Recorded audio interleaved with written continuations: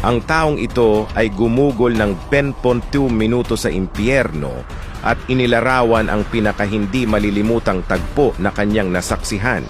Kung ayaw mong mapunta roon, panoorin hanggang sa huli. Sa impyerno, walang tubig. Labis kang mananabik sa isang patak lamang.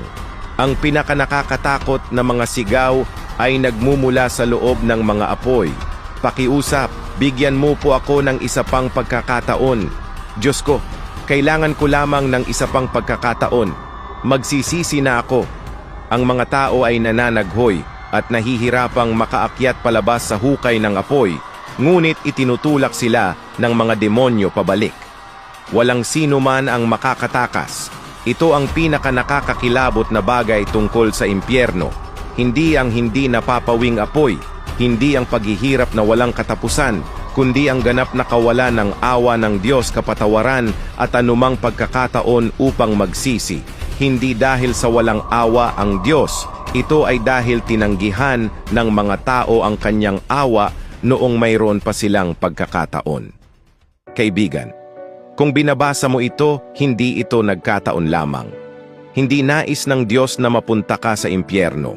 Hindi niya nais na makita kang umiiyak sa pagsisisi sa gitna ng mga apoy. Nais niyang mapunta ka sa langit. Mayroon pang oras, mayroong paring biyaya at naghihintay pa ang Diyos, handang magpatawad, linisin at iligtas ka. Ngunit hindi siya maghihintay magpakailanman.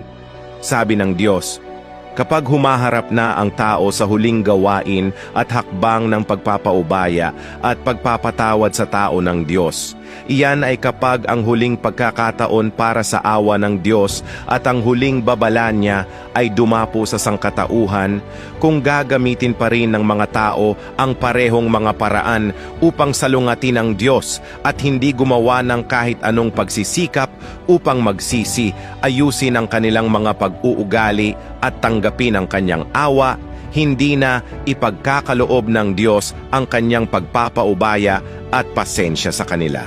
Bagkus, babawiin ng Diyos ang kanyang awa sa panahong ito. Kasunod nito, ipadadala na lamang niya ang kanyang puot. Maaaring magwakas ang biyaya anumang sandali. Ang tibok ng iyong puso ay maaaring huminto anumang oras. Ngayon ang araw ng pagsisisi. Kung nananabik ka para sa kaligtasan ng Diyos at handang magsisi, mag-iwan ka ng komento o makipag-ugnayan sa akin. Nais kong magbahagi ng higit pa sa iyo.